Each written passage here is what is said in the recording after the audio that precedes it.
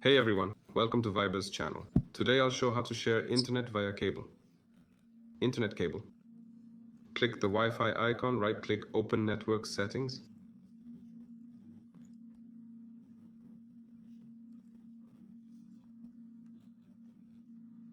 Then Adapter Settings.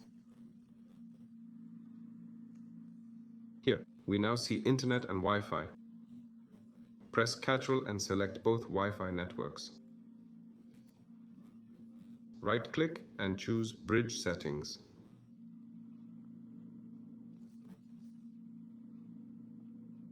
There, we've created a network bridge to use internet on a laptop.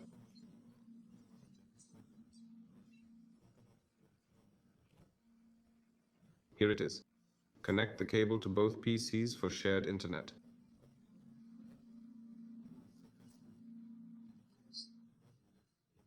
This was Viber. Bye everyone.